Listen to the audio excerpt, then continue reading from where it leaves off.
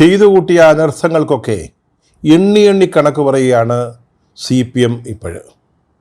ഇന്നലെ നിയമസഭയിലും പുറത്തും നടന്നത് അതുതന്നെയാണ്. ആദ്യം വീര്യം കുറഞ്ഞ മദ്യമായിരുന്നു വിഷയം, ഇപ്പോൾ ദാ വിഴിഞ്ഞം. പിന്നെ CPM ആയാലും ആരായാലും ഒരിക്കൽ നനഞ്ഞാൽ പിന്നെ കുളിരറിയത്തില്ല, നാണംകേട് തോന്നത്തുമില്ല. വിഴിഞ്ഞം തുറമുഖം മുൻ മുഖ്യമന്ത്രി ഉമ്മൻചാണ്ടിയുടെ സ്വപ്ന പദ്ധതിയായിരുന്നു, UDFിൻ്റെ പദ്ധതിയായിരുന്നു. അതിൻ്റെ തടസ്സങ്ങളൊക്കെ ഓരോന്നോരോന്നായിട്ട് ഒഴിവാക്കി അത് പ്രവൃത്തിപഥത്തിലേക്ക് കൊണ്ടുവന്നത് അന്നത്തെ UDF സർക്കാരാണ്. അവിടേക്ക് ഷിപ്പിംഗ് രംഗത്തെ ഭീമന്മാരായ MSC മെഡിറ്ററേനിയൻ ഷിപ്പിംഗ് കമ്പനി 13,000 കോടി രൂപയുടെ മുതലിറക്കുന്നു. അല്ലെങ്കിൽ അദാനി ഷിപ്പിംഗ് കമ്പനിയിൽ അവർ 13,000 കോടി രൂപ മുടക്കുന്നു. അതിൻ്റെ ഫലമായിട്ട് നമ്മുടെ വിഴിഞ്ഞം തുറമുഖത്തിൻ്റെ, അതിന് വിസിൽ എന്നാണല്ലോ പറയുക, അതിൻ്റെ 49% ഓഹരികൾ അല്ലെങ്കിൽ ഉടമസ്ഥാവകാശം ഈ MSC എന്ന് പറയുന്ന വിദേശ കമ്പനിക്ക് ലഭിക്കും. ഇത് ഇന്നലത്തെ പത്രങ്ങളിൽ ഒന്നാം പേജിൽ അടിച്ചു വന്ന വാർത്തയാണ്. അത് കണ്ടപ്പോഴത്തേക്ക് പ്രതിപക്ഷ കക്ഷിയായ CPM അങ്ങ് ഇളകി. നമ്മുടെ പ്രതിപക്ഷ നേതാവ് പിണറായി വിജയൻ നിയമസഭയിൽ ചാടി വീണു ഒരു സബ്മിഷൻ അവതരിപ്പിച്ചുകൊണ്ട്. അദ്ദേഹം പറയുന്നത് ഈ MSC എന്ന് പറയുന്ന വിദേശ കമ്പനി അവർ ഇവിടെ 49% ഓഹരി എടുക്കുകയാണെങ്കിൽ നമ്മുടെ തുറമുഖത്തിൻ്റെ ഭാവി വികസനം ആകെ തകരാറിലാവും. അതുമാത്രമല്ല അവിടെ കുത്തകവൽക്കരണം നടക്കും. 49% MSCക്ക് കിട്ടുന്ന ഓഹരി, ബാക്കി അദാനി പോർട്സിന് തന്നെയാണ്, നമ്മുടെ അദാനി സാറിനാ, മനസ്സിലായില്ലേ? പക്ഷേ 49% MSCക്ക് കിട്ടുന്നതോടെ അവിടെ കുത്തകവൽക്കരണം നടക്കും. അങ്ങനെ പിണറായി വിജയൻ നിയമസഭയിൽ അങ്ങനെ കയറുകയാണ്. അദാനി പോർട്സിൽ അല്ലെങ്കിൽ വിഴിഞ്ഞം തുറമുഖത്ത് MSC പണം മുടക്കുന്നതിനെതിരായിട്ട്. അതേസമയം അവരുടെ ഔദ്യോഗിക മുഖപത്രമായ ദേശാഭിമാനിയുടെ 1-ാം പേജിൽ ദാ വിഴിഞ്ഞം തുറമുഖത്തേക്ക് 13,000 കോടി രൂപയുടെ വിദേശ നിക്ഷേപം വരുന്നു, അത് മുൻ LDF സർക്കാരിൻ്റെ ദീർഘവീക്ഷണത്തിൻ്റെ ഫലമായിട്ടാണ് എന്ന് പറഞ്ഞ് സ്വയം പ്രശംസിക്കുന്ന ഒരു വാർത്ത അങ്ങനെ മിന്നിത്തിളങ്ങി നിൽക്കുകയാണ്. ഈ 13,000 കോടി രൂപ അത് കഴിഞ്ഞ മന്ത്രിസഭയുടെ ദീർഘവീക്ഷണത്തിൻ്റെ ഫലമാണ്. അതായിരുന്നു ആ വാർത്തയുടെ രത്നച്ചുരുക്കം. വീര്യം കുറഞ്ഞ മദ്യത്തിൻ്റെ കേസിൽ എന്താണ് സംഭവിച്ചതെന്ന് ഓർമ്മിപ്പിച്ചിട്ട് നമുക്ക് ഈ വിഴിഞ്ഞം തുറമുഖത്തേക്ക് കടന്നു വരാം. കഴിഞ്ഞ ബജറ്റിൽ, അതായത് VD സതീശൻ സർക്കാരിൻ്റെ ആദ്യ ബജറ്റിൽ അദ്ദേഹം ധനകാര്യമന്ത്രി എന്ന നിലയിൽ ഒരു നിർദ്ദേശം വെച്ചിരുന്നു. അതായത് കേരളത്തിൽ എന്തെങ്കിലും വീര്യം കുറഞ്ഞ മദ്യം വിൽക്കുകയാണെങ്കിൽ അതിൻ്റെ നികുതി നിരക്കുകൾ താഴെ പറയുന്ന നിരക്കിലായിരിക്കും, ഇന്ന നിരക്കിലായിരിക്കും നികുതി ഈടാക്കുക. അപ്പോഴേക്ക് പ്രതിപക്ഷം അങ്ങ് ചാടി വീണു. കണ്ടില്ലേ, കേരളത്തിൽ UDF സർക്കാർ മദ്യം ഒഴുക്കാൻ പോവുകയാണ്. വലിയ വൻകിട മദ്യ കമ്പനികൾക്ക് നികുതി ഇളവ് നൽകുന്നു. നികുതി ഇളവ് എന്ന് പറഞ്ഞത് എന്തുകൊണ്ടാണ്? അതായത് 0.5% മുതൽ 20% വരെ വീര്യമുള്ള മദ്യത്തിനാണ് ഇപ്പോൾ ഈ നിരക്ക് പ്രഖ്യാപിച്ചത്. അതേസമയം 40-42% വീര്യമുള്ള അല്ലെങ്കിൽ ആൽക്കഹോളിക് കണ്ടന്റുള്ള മദ്യത്തിന് വേറൊരു നിരക്കാണ്, അത് 141% മറ്റോ ആണ്. അതിൽ താഴെയാണ് വീര്യം കുറഞ്ഞതിനെ നിശ്ചയിച്ചത്. അപ്പം ഈ 42% ആൽക്കഹോളിക് കണ്ടന്റുള്ള മദ്യത്തിൻ്റെ നിരക്കിൽ താഴെയാണ് നിശ്ചയിച്ചത്. അതുകൊണ്ടാണ് നിരക്ക് കുറച്ചു കൊടുത്തു എന്നൊരാക്ഷേപമുണ്ടായത്. എന്തായാലും ഇവിടെ മദ്യം ഒഴുകാൻ പോവുകയാണ്, നമ്മുടെ യുവതലമുറയെ നശിപ്പിക്കാനുള്ള ഒരു ശ്രമമാണ് എന്നൊക്കെ പറഞ്ഞുകൊണ്ട് വലിയ ബഹളം നിയമസഭയിലും പുറത്തുമായിട്ട് പ്രതിപക്ഷം അഴിച്ചുവിട്ടത്. LDF സർക്കാരിലെ ഏറ്റവും അവസാനത്തെ എക്സൈസ് മന്ത്രി ചോദിച്ചു, എത്ര കിട്ടി? അതായത് ഈ നികുതി നിരക്ക് നിശ്ചയിച്ചതിന് എത്ര കിട്ടിയെന്ന്. കേരളത്തിലത് വിൽക്കാൻ തീരുമാനിച്ചിട്ടില്ല. പിന്നീട് ഇതിന് മറുപടി പറയുമ്പോൾ മുഖ്യമന്ത്രി VD സതീശൻ കൃത്യമായിട്ട് പറഞ്ഞു, ഞങ്ങളുടെ മദ്യനയം ഇതുവരെ തയ്യാറായിട്ടില്ല, അത് UDF ചർച്ച ചെയ്യണം, അത് കഴിഞ്ഞിട്ട് മന്ത്രിസഭ അംഗീകരിക്കണം, എന്നിട്ട് മാത്രമേ അത് നടപ്പിലാവൂ. ബജറ്റിലാണ് പുതിയ നികുതി നിർദ്ദേശങ്ങൾ കൊണ്ടുവരുന്നത്. അതുകൊണ്ട് എന്തെങ്കിലും എപ്പോഴെങ്കിലും വീര്യം കുറഞ്ഞ മദ്യം വിൽക്കാൻ തീരുമാനിച്ചാൽ ഇതായിരിക്കും നിരക്കെന്ന് പറഞ്ഞതേ ഉള്ളൂ. ഇനി അത് വിൽക്കണമെന്ന് തീരുമാനിക്കേണ്ടത് പിന്നീടാണ്.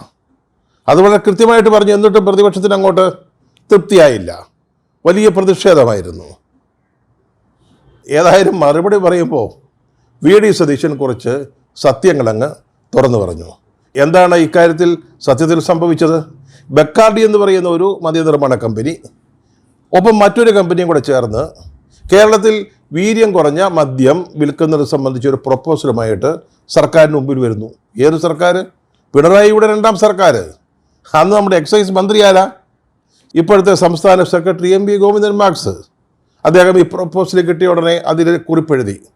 എന്താണ് ഈ വീര്യം കുറഞ്ഞ മദ്യം നിർവചിച്ചിട്ട് ഇത് സംബന്ധിച്ചൊരു പ്രൊപ്പോസൽ, ഇത് വിൽക്കുന്നത് സംബന്ധിച്ച ഒരു നിർദ്ദേശം സമർപ്പിക്കാൻ ഉദ്യോഗസ്ഥന്മാർ നിർദ്ദേശം സമർപ്പിച്ചു. ഉടനെ ഗവൺമെൻറ് എന്തെടുത്തു? അവരുടെ മദ്യനയത്തിൽ ഇത് ചേർത്തു. LDF സർക്കാരാണ്, VD സതീശനല്ല. അവരുടെ നയത്തിൽ ഇത് ചേർത്തു. വീര്യം കുറഞ്ഞ മദ്യം നമുക്ക് വിൽക്കാം. അതോടൊപ്പം തന്നെ ഇത് വിൽക്കുമ്പോൾ നടപ്പിൽ വരുന്ന ചില ചട്ടങ്ങൾ, അതിലും ഇതനുസരിച്ചുള്ള ഭേദഗതി വരുത്തി. റേറ്റ് തീരുമാനിച്ചില്ലെന്നേ ഉള്ളൂ, നികുതി നിരക്ക്. കാരണം നികുതി നിരക്ക് തീരുമാനിച്ചത് അപ്പോഴേക്കും ഇലക്ഷൻ സമയമായതുകൊണ്ടാണ്. VD സതീശൻ സർക്കാർ വന്നപ്പോൾ നികുതി നിരക്ക് നിശ്ചയിച്ചു. അതുമാത്രമാണ് അവർ ചെയ്തത്. വിൽക്കാൻ തീരുമാനിച്ചിട്ടില്ല. അവരുടെ മദ്യനയത്തിൽ അത് ഉൾപ്പെടുത്തിയിട്ടില്ല. മദ്യവിൽപ്പനയുമായി ബന്ധപ്പെട്ട ചട്ടങ്ങളിൽ ഭേദഗതി വരുത്തിയിട്ടില്ല. അതൊക്കെ ചെയ്ത് LDF. എന്നിട്ടാണ് ഈ നികുതി നിരക്കുകൾ നിശ്ചയിച്ചതിൻ്റെ പേരിൽ അഴിമതി എന്തു കിട്ടി എന്നൊക്കെ ചോദിച്ചുകൊണ്ട് CPM രംഗത്ത് വന്നത്. സത്യം പറഞ്ഞാൽ VD സതീശൻ കയറിയെങ്കിൽ നിരങ്ങിയെന്ന് പറയാം പ്രതിപക്ഷത്തിൻ്റെ മേൽ.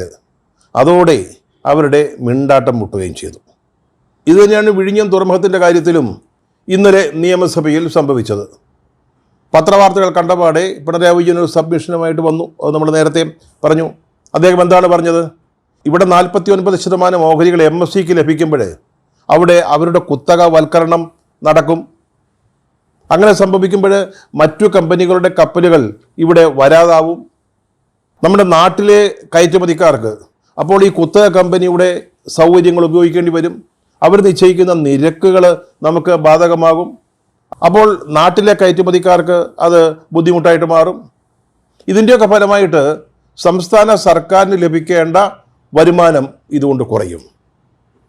ഓക്കെ, അദ്ദേഹത്തിന് പറയാവുന്ന കാര്യങ്ങളാണ്. പക്ഷെ നമുക്ക് മനസ്സിലാകാത്ത ചില കാര്യങ്ങളുണ്ട്.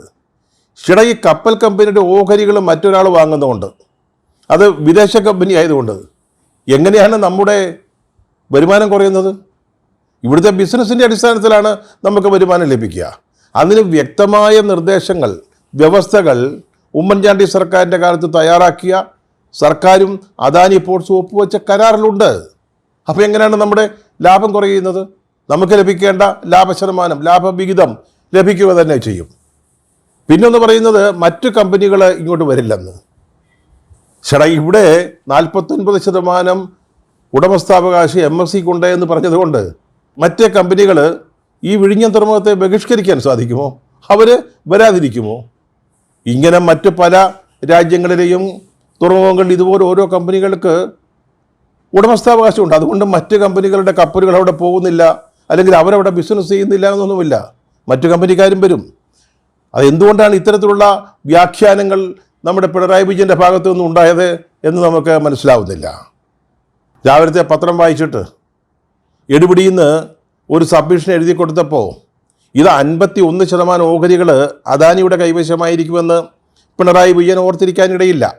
അതുകൊണ്ടാണ് ഇതിൻ്റെ ഉടമസ്ഥാവകാശം മുഴുവൻ MSC എന്ന് പറയുന്ന വിദേശ കമ്പനിക്ക് പോകുമെന്നും നമുക്ക് വലിയ തോതിലുള്ള ലാഭനഷ്ടം ഉണ്ടാകുമെന്നൊക്കെ അദ്ദേഹം പറഞ്ഞത്. പക്ഷേ ഒരു സബ്മിഷൻ എഴുതി കൊടുക്കുന്നതിന് മുമ്പ് സ്വന്തം പത്രം ഒന്ന് വായിക്കണ്ടേ? ദേശാഭിമാനി, മലയാള മനോരമയും മാതൃഭൂമിയും മാത്രം വായിച്ചിട്ട് സബ്മിഷൻ എഴുതി കൊടുത്താൽ ശരിയാവുമോ? ദേശാഭിമാനി വായിക്കേണ്ടതാ. ഭീഷണിപ്പെടുത്തിയും നിർബന്ധം ചെലുത്തിയും ദേശാഭിമാനിയുടെ വരിക്കാരായ ധാരാളം ആളുകൾ കേരളത്തിലുണ്ട്. 10 വർഷം CPM അധികാരത്തിലിരുന്ന കാലത്ത് നടന്ന കാര്യമാണ്. അവരാരും ദേശാഭിമാനി തുറന്നു നോക്കാറ് പോലുമില്ല. പക്ഷെ അതല്ലല്ലോ, പിണറായി വിജയൻ വായിക്കണ്ടായോ? ബാലഗോപാൽ വായിക്കണ്ടേ? ഒരു സബ്മിഷൻ എഴുതി കൊടുക്കുന്നതിന് മുമ്പ് നമ്മുടെ പത്രം എന്താ പറഞ്ഞതെന്ന് വായിക്കണ്ടേ? നമ്മുടെ പത്രത്തിൽ നേരത്തെ അറിയാൻ നമ്മുടെ ഇറക്കുന്ന പത്രം, നമ്മുടെ പത്രം വായിക്കണ്ടായോ? നിയമസഭയിൽ MSCയുടെ നിക്ഷേപത്തിനെതിരായിട്ട് പിണറായി വിജയൻ കത്തിക്കയറുമ്പോൾ ദേശാഭിമാനിയുടെ വായനക്കാരായ സഖാക്കൾ ഇവിടെ 13,000 കോടി രൂപയുടെ വിദേശ നിക്ഷേപം വരുന്നത് പിണറായി സർക്കാരിൻ്റെ ദീർഘവീക്ഷണം കൊണ്ടാണെന്ന വാർത്ത വായിച്ച് കോർമയിൽ കൊള്ളുകയായിരുന്നു.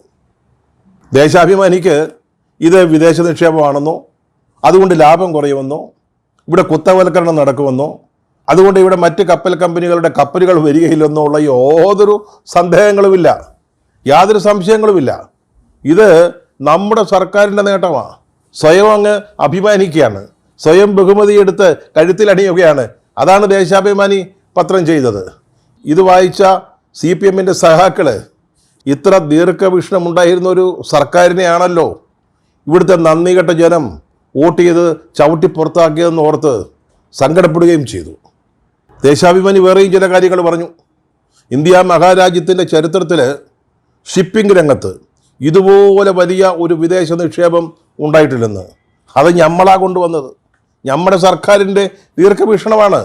കഴിഞ്ഞ സർക്കാർ സംഘടിപ്പിച്ച വിഴിഞ്ഞം കോൺക്ലേവിൽ ഈ MSC എന്ന് പറയുന്ന വിദേശ കമ്പനികളുടെ പ്രതിനിധികൾ പങ്കെടുത്തിരുന്നതാണ്. മനസ്സിലായില്ലേ? അപ്പോൾ എങ്ങനെയാണ് ഈ വിദേശ നിക്ഷേപം വന്നത്? എല്ലാം പിണറായിയുടെ അനുഗ്രഹം, പിണറായിയുടെ കൃപ, LDF സർക്കാരിൻ്റെ ദീർഘവീക്ഷണം. ഇതിനിടയ്ക്ക് ദേശാഭിമാനി പത്രം കൃത്യമായിട്ട് വായിച്ച ഒരാളുണ്ടായിരുന്നു, നമ്മുടെ തോമസ് ഐസക്. ആചാര്യൻ പത്രം കൃത്യമായിട്ട് വായിച്ചു. അപ്പോൾ അതുകൊണ്ട് അദ്ദേഹത്തിന് കാര്യം മനസ്സിലായി.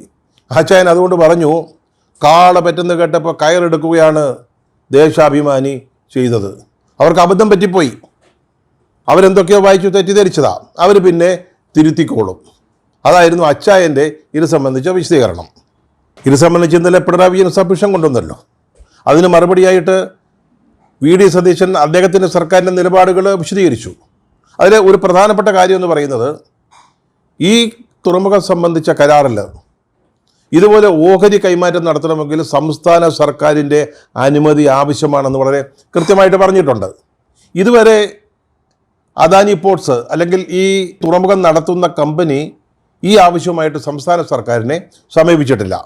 സമീപിക്കുമ്പോൾ നമ്മുടെ സംസ്ഥാനത്തിൻ്റെ താല്പര്യങ്ങൾ സംരക്ഷിച്ചുകൊണ്ട് മാത്രം, അല്ലെങ്കിൽ രാജ്യത്തിൻ്റെ സുരക്ഷയ്ക്ക് ഒരു അപകടവും പറ്റാത്ത രീതിയിൽ മാത്രം, അല്ലെങ്കിൽ കുത്തകവൽക്കരണം അനുവദിക്കാത്ത തരത്തിലായിരിക്കും അതിന് അനുമതി കൊടുക്കുക അല്ലെങ്കിൽ കൊടുക്കണമെന്ന് തീരുമാനിക്കുക എന്ന് VD സതീശൻ കൃത്യമായിട്ട് പറഞ്ഞു.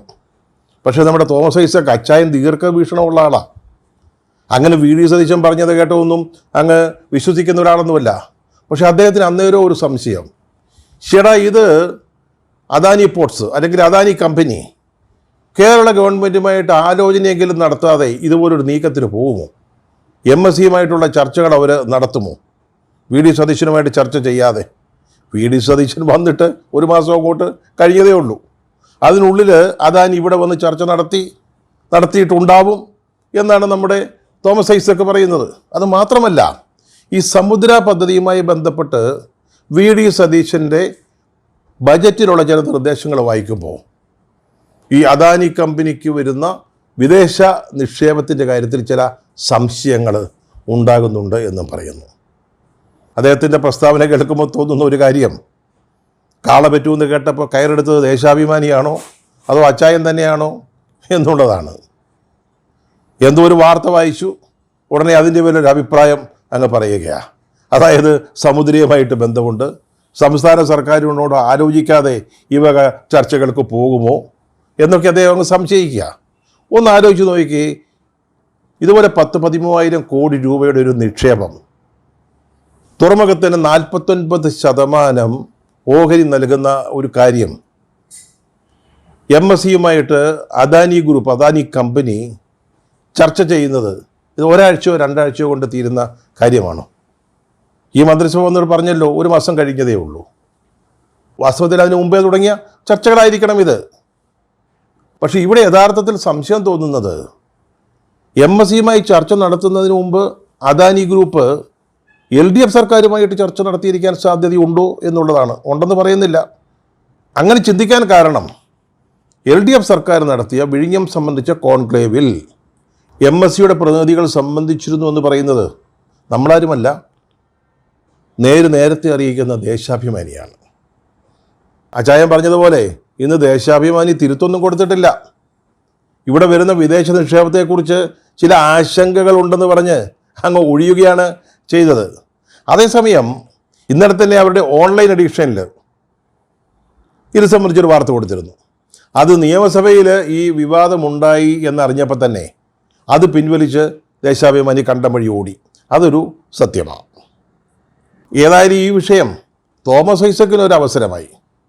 നിയമസഭയിൽ പിണറായി വിജയനാണെങ്കിലും അതുപോലെ ബാലഗോപാലിനാണെങ്കിലും ഇത്തരം വിഷയങ്ങൾ വരുമ്പോൾ എഫക്റ്റീവായിട്ട് സംസാരിക്കാനോ അല്ലെങ്കിൽ ഭരണപക്ഷത്തെ പ്രതിരോധത്തിലാക്കാനുള്ള കഴിവില്ല. വേണ്ടത്ര അറിവോ അതിനെക്കുറിച്ചില്ല എന്നാണ് പറയേണ്ടത്. ഇപ്പോൾ അങ്ങനെ ഒരു ഗ്യാപ്പ് വീണ് കിട്ടിയത് നമ്മുടെ തോമസ് ഐസക് അച്ചായൻ നന്നായിട്ട് അങ്ങ് ഉപയോഗിക്കുകയാണ് ഇന്നലെ ചെയ്തത്. സത്യം പറഞ്ഞാൽ ദേശാഭിമാനിക്ക് ഈ വാർത്തയൊന്നും അങ്ങനെ തിരുത്താനൊന്നും പറ്റത്തില്ല. തോമസ് ഐസക് അവരുടെ പത്രാധിപരൊന്നും അല്ലല്ലോ. അതുകൊണ്ട് അദ്ദേഹം പ്രസ്താവന നടത്തിയെന്ന് പറഞ്ഞ് തിരുത്താൻ പറ്റത്തില്ല. കാരണം ഇതിനൊരു ചരിത്രമുണ്ട്. 2016 ഈ തുറമുഖം സംബന്ധിച്ച കരാർ ഒപ്പുവെച്ചപ്പോൾ നിങ്ങളിൽ പലരും ഓർക്കുന്നുണ്ടാവും, അന്ന് ദേശാഭിമാനി കൊടുത്ത ഹെഡിങ്, ശീർഷകം, വലിയൊരു ഷൗട്ടിങ് ഹെഡ്ലൈന് എന്തായിരുന്നു? കടൽ കൊള്ള. 5000 കോടി രൂപയുടെ പദ്ധതിയാണ്. അന്ന് ദേശാഭിമാനി ആക്ഷേപിച്ചത് 6000 കോടി രൂപയുടെ അഴിമതി ഇതിനകത്തുണ്ടെന്ന. 5000 കോടി രൂപയുടെ പദ്ധതിയിൽ 6000 കോടി രൂപയുടെ അഴിമതി. അതിന് ഒപ്പം കുറേ ഉപശീർഷകങ്ങളുണ്ടായിരുന്നു. മത്സ്യബന്ധനത്തിന് മരണമണി, അതുപോലെ തന്നെ കടലിൽ കണ്ണീരിൻ്റെ ഉപ്പ് മുതലായ പൈങ്കിളി ശീർഷകങ്ങൾ അന്ന് 1-ാം പേജിൽ വെച്ച് താങ്ങിയതാണ് ദേശാഭിമാനി. പിന്നീട് LDF അധികാരത്തിൽ വന്നു. പിണറായി വിജയൻ അവരുടെ പദ്ധതിയായിട്ട് ഇതിനെ അങ്ങ് ഏറ്റെടുത്തു. എന്നിട്ട് അതിൻ്റെ ഉദ്ഘാടന വേളയിൽ മോദിയൊക്കെ പങ്കെടുത്ത ചടങ്ങാണ്. അന്ന് എന്തായിരുന്നു ദേശാഭിമാനി കൊടുത്ത ഹെഡിങ്? ലോകമഹാകവാടം. വിഴിഞ്ഞത്തെക്കുറിച്ച് ലോകമഹാകവാടം. 10 കൊല്ലം മുമ്പ് കടൽ കൊള്ള. അതിൻ്റെ ആദ്യഘട്ടം പൂർത്തിയായപ്പോൾ ലോകമഹാകവാടം. എന്നിട്ട് പിണറായി വിജയൻ്റെ പ്രസംഗം, ഇത് LDF സർക്കാരിൻ്റെ നിശ്ചയദാർഢ്യത്തിൻ്റെയും ഇച്ഛാശക്തിയുടെയും തെളിവ്. കേരളം വികസന കുതിപ്പിലേക്ക് കടക്കുകയാണ്. ഇപ്പം 13,000 കോടി രൂപ വിദേശ നിക്ഷേപം വരുന്നു എന്ന് പറയുമ്പോൾ പിണറായി സബ്മിഷനുമായിട്ട് വരുന്നു. ഇത് തുറമുഖത്തിൻ്റെ വികസനത്തിനെ തകർക്കുമെന്ന് പറയുന്നു. അതേസമയം ദേശാഭിമാനി പറയുന്നു ഇത് കഴിഞ്ഞ LDF സർക്കാരിൻ്റെ ദീർഘവീക്ഷണത്തിൻ്റെ തെളിവാണ്. ചാകപ്പുകയെന്നല്ലാതെ എന്താണ് ഇതിനെപ്പറ്റി പറയുക? അങ്ങനെ തോൽവികൾ ഏറ്റുവാങ്ങിക്കൊണ്ട് LDF മുന്നേറുകയാണ്. CPM കുതിക്കുകയാണ്. ആദ്യം വീര്യം കുറഞ്ഞ മദ്യം, ഇപ്പോൾ വിഴിഞ്ഞം. ഇനി എന്തൊക്കെയാണ് വരാനിരിക്കുന്നതെന്ന് ആര് കണ്ടു?